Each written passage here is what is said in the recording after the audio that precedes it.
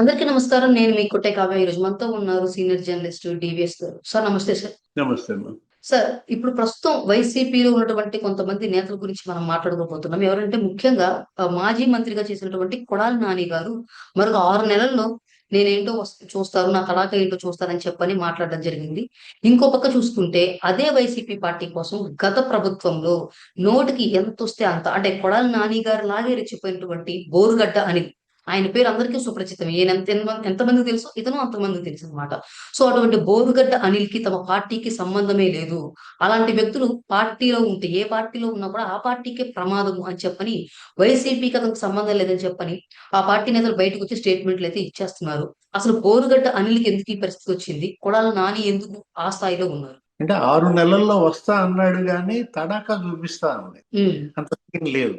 ఎందుకంటే తడాకా చూపిస్తే ఏం జరుగుతుందో తెలుసు కదా. కళ్ళ ముందే మరి వంశీ కనపడుతున్నాడు, జోగి రమేష్ కనపడుతున్నాడు, లేకపోతే బోరగడ్డ అనిల్, నందిగం సురేష్, మిథున్ రెడ్డి, చెవిరెడ్డి, ఓ లిస్ట్ చాలా పెద్దగా ఉంది. జైలుకి వెళ్ళినాడు. ఇంకేం చూపిస్తాడు? కాకపోతే అతనేంటి, సర్జరీ చేయించుకుని 6 నెలలు అయింది, బైపాస్. ఇంకో 6 నెలలు రెస్ట్ తీసుకోవాల్సి ఉంది. జగన్మోహన్ రెడ్డిని ముఖ్యమంత్రి చేసేదాకా శక్తి వంచన లేకుండా పోరాడతానన్నాడు. ఏమో కొంచెం శక్తి విహీనంగానే కనపడుతున్నాడు. ఏది పాపం మాట్లాడుతున్నప్పుడు అంత చెమటలు కూడా పట్టినాయి. ఒకటి ఇప్పుడు బోరగడ్డ అనిల్, అతను కూడా ఏమన్నాడు, 100% నా వెనకాల ఉన్నది జగన్మోహన్ రెడ్డి, నన్ను బయటికి తీసుకొచ్చిందే ఆయన. ఆయన బెయిల్పై రావడానికి ఏ అడ్వకేట్లు అయితే పనిచేశారో అదే అడ్వకేట్లు ఇద్దరి కోసమే పనిచేశారంట. ఒకళ్ళు బోరగడ్డ అనిల్, ఇంకొకళ్ళు పిఎస్ఆర్ ఆంజనేయులు అంటారు. అంటే వీళ్ళిద్దరూ జగన్మోహన్ రెడ్డికి అంత ఇష్టలు అని చెప్పడానికి ఆ అడ్వకేట్ల గురించి మాట్లాడాడు. జగన్ అన్న ప్రియ శిష్యుడు అని చెప్పాడు. అతను ఒక అందగాడు, ఇతను ఒక అందగాడు. ఎవరి దృష్టిలో? జగన్మోహన్ రెడ్డి దృష్టిలో. వల్లభనేని వంశీ, రమేష్, జోగి, లేకపోతే వీళ్ళే కదా అందగాళ్ళు. ఎవరెంత అసభ్యంగా మాట్లాడితే జగన్ కంటికి అంత అందంగా కనపడతారు. ఒకటి, చంద్రబాబు ఇంటిపై దాడికి వెళ్ళాడు, రఘురామకృష్ణరాజును పచ్చిమూతులు తిట్టాడు అసెంబ్లీలో. అందుకే జోగి రమేష్ అబ్బో ఏం అందగాడు. ఇప్పుడు ఈ అందగాళ్ళందరినీ రేపు పార్లమెంట్ కి పంపిస్తాడంట జగన్మోహన్ రెడ్డి. ఏది అసెంబ్లీ బూతులు వద్దులే, సరిపోయింది, బాగానే ఇచ్చారు, అసెంబ్లీకి ఇవ్వాల్సిన బూతులు ఇచ్చేశారు, మీరు లోక్సభలో బూతులు వినిపించాలి అన్నది అదే. నువ్వు చూసావా Boragadda Anil channel, YouTube channel కదా ఇచ్చిన ఇంటర్వ్యూలో ఏమని చెప్పాడు? బెస్ట్ పార్లమెంటేరియన్ అవుతా అన్నాడు. ఏంటి ఇప్పుడు నెక్స్ట్ నందిగం సురేష్ ప్లేస్ లో అతనే అన్నమాట, వైసీపీ క్యాండిడేట్. ఓకే, అంటే ఇప్పుడు మరి ఆల్రెడీ నందిగం సురేష్ బయటకు వచ్చి మన ఈ మధ్య పాపం బాధపడుతూ చెప్పారు కదా సార్, నేను ఎంత కష్టపడి ఎంతో పని చేశాను, ఈ రోజు నాకు సరిగా గుర్తింపు లేదు, వాల్యూ లేదని చెప్పని మాట్లాడుతూ ఉన్నారు. అవమానంగా కూడా ఆయన ఫీల్ అయ్యారు. ఇప్పుడు ఇదే విషయం ఏదైతే వైసీపీ సోషల్ మీడియా ఉందో, అసలు బోరుగడ్డ అనిల్ కి మాకు సంబంధం లేదు అని చెప్తున్నారు. మరి అంటే నందిగం సురేష్ పెద్దగా చదువుకోలేదంట. ఓకే, అయినా కూడా అతనికి ఇచ్చాడు టికెట్. నేను బాగా చదువుకున్నాను, లండన్ లో చదువుకున్నాను. బూతుల పుస్తకమా?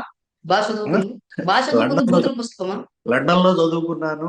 ఎవరు ఇతను మాట్లాడుతూ అనిల్ బోరగడ్డ పార్లమెంట్ కి వెళ్తాను ఎట్టి పరిస్థితుల్లో అన్నాడు. చూస్తావు కదా అన్నాడు. అలా పార్లమెంట్ కి వెళ్ళిన తర్వాత నీకు ఇంటర్వ్యూ ఇస్తానని నాకు కొరాడికి చెప్పాడు. అంటే బాపట్ల పార్లమెంట్ కి వైసీపీ అభ్యర్థి ఎవరో చెప్పు. ఇంకా నెక్స్ట్ బోరగడ్డ అనిల్ తీసుకొస్తారా? బోరగడ్డ అనిలేనా? అంటే మేము నిజంగా చెప్పాలంటే సార్, మేమే ఆ బాపట్ల పార్లమెంట్ ఓటర్లు అనమాట. అంటే మేమే బాధితులుగా మిగులుతామేమో. అంటే ఒకటి, ఇప్పుడు జగన్మోహన్ రెడ్డి తలుచుకుంటే ఏముంది, ఎవరినైనా అతను అనుకున్నాడు, ఏది అసెంబ్లీ పాడు చేశాను ఇక లోక్సభ కూడా పాడవ్వాలను మరి అతని ఉద్దేశం.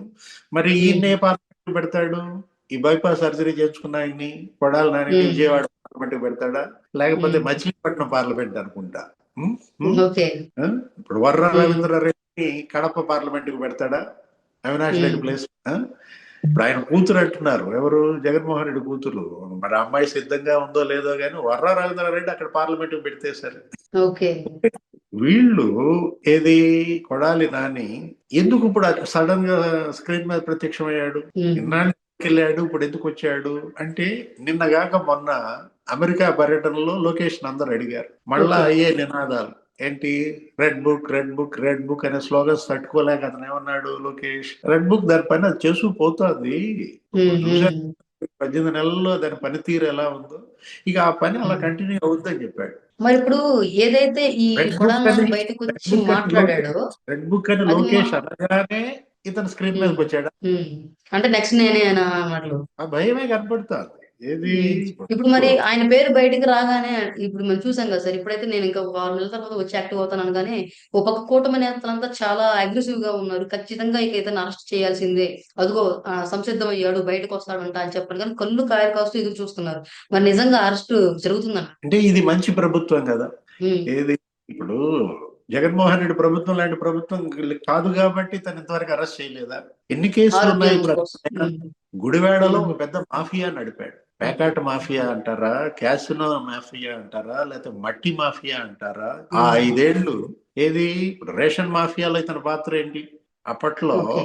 ఈయనే సివిల్ సప్లైస్ మినిస్టర్ గా ఉన్నాడు. ఎవరు? ఉమ్. కొడాలి. ఒక 2.5 ఏళ్ళు ఏమో చేశాడు కదా మంత్రి పదవి. ఉం? అవును. ఒకటి ద్వారంపూడి చంద్రశేఖర్ రెడ్డిని కూడా ఒక పార్లమెంట్ కు పంపాడు. మర్చిపోయా ఉమ్. అసలు. ఆయన ఉమ్. కాకినాడ ఉమ్. పార్లమెంట్ కు పంపారా? ఉమ్. రేషన్ మాఫియా అతనే కదా. అవును. ఇప్పుడు ఇక్కడ ఏంటి?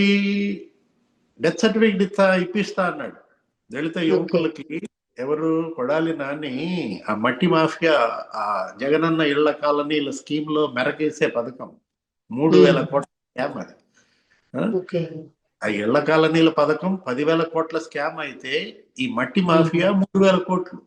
గుడివాడలో ఇతను ఒక 100 లారీలు కొన్నాడని, ఉమ్. అక్కడ ఉన్న చెరువులన్నీ తవ్వేశారని.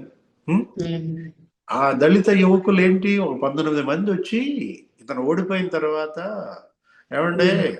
మా అకౌంట్స్ లో డబ్బులు పడుతున్నాయి, మళ్ళా కొన్ని గంటల్లోనే మీ కంపెనీల్లోకి వెళ్ళిపోతున్నాయి, అసలు మా అకౌంట్స్ మీరు ఆపరేట్ చేస్తున్నారా ఏంటి? మాకు నోటీసులు వచ్చాయి, ఐటీ నోటీసులు అని చెప్పి ఆ దళిత యువకులు వాళ్ళు వచ్చి మొరబెట్టుకుంటే, మందా ఉమ్. లేకపోతే మందా ఉమ్. బెనర్జీ, ఎవరో కొంతమంది పేర్లు కూడా వచ్చాయి ఆ మీడియాలో. ఉమ్. 1,36,00,000 వాళ్ళు పడ్డాయంట, సాయంత్రానికి తీసేశారు. ఆ? ఉమ్. అట్లా 2 రోజులుగా అటు దివ్య అకౌంట్ లో ఇటు ఈ బెనర్జీ అకౌంట్ లో పడ్డాయి. ఇంకా 19 మంది అందరూ వచ్చి మొరబెట్టుకుంటే ఏమన్నాడు ఇతను? డెత్ సర్టిఫికెట్ ఇప్పిస్తా అన్నాడు. ఉమ్. అందరూ చచ్చిపోయినట్టుగా డెత్ సర్టిఫికెట్ ఇప్పిస్తా అన్నాడు. ఓకే. అంత అహంభావం. ఉమ్. దాని ఫలితమే అనుభవించాడు కదా. వాళ్ళ డెత్ సర్టిఫికెట్ ఎవరికి ఇప్పించే పరిస్థితి వచ్చింది?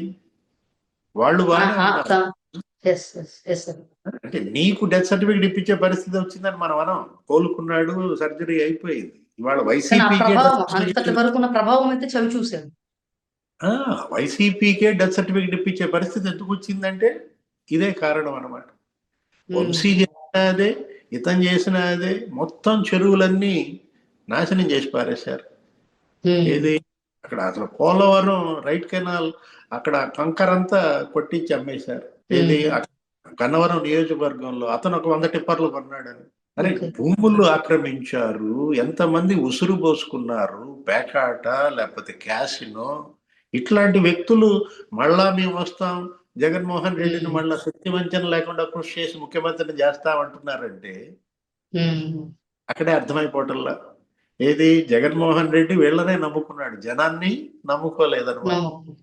అందుకే ఇప్పుడు ఈ వ్యాఖ్యలు రేపు పొద్దున వంశీ కూడా వస్తాడు స్క్రీన్ మీదకి.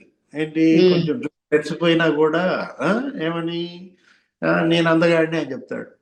జస్ట్ ఉమ్. ఉమ్. వేసుకోవటం లేదు అంతే తప్ప, జైలుకి వెళ్ళి వచ్చిన తర్వాత నేను శక్తివంచం లేకుండా పోరాటం చేస్తాను, మరి జగన్ని సీఎం చేయటానికి అంటాడా? ఉమ్. ఆ రోజు వెంకయ్య నాయుడు గారు చెప్పారు ఏమని? ఎలక్షన్ రిజల్ట్ వచ్చిన రోజు మొన్న కూడా మాట్లాడారు. ఈ బూతులు మాట్లాడే వాళ్ళందరికీ బూతుల్లోనే సమాధానం చెప్పారు అన్నాడు, పోలింగ్ బూతుల్లోనే. ఉం? Yes sir. మళ్ళా ఎస్ సార్.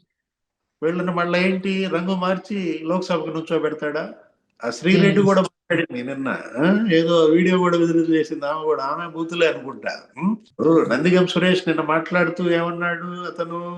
ఏదో అన్నాడు ఏంటి, ఆ 2 నంబరీ కాకా అన్నాడు. ఉమ్. అంతా 2 నంబరీ కాకా మీద మండిపడుతున్నారు. ఉం? ఉమ్. జగన్మోహన్ రెడ్డి ప్రీశిష్యులే అంటారు, కానీ 2 నంబరీ కాకా మీద ఎందుకు మండిపడుతున్నారు? ఎవరా 2 నంబరీ కాకా? ఉమ్. వైసీపీలో నంబర్ 2 ఎవరు? సజ్జల రామకృష్ణారెడ్డి. ఎస్. సజ్జల ఉమ్. రామకృష్ణారెడ్డి పైన అతను మరి భాగవతం అంతా ఉపదేస్తానంటున్నాడు, బయట పెడతానంటున్నాడు. ఓకే. ఉమ్. ఎవరు? బోరగడ్డ అనిల్ లేకపోతే శ్రీరెడ్డి ఈ బ్యాచ్ అది ముందు చూసుకోవాలి.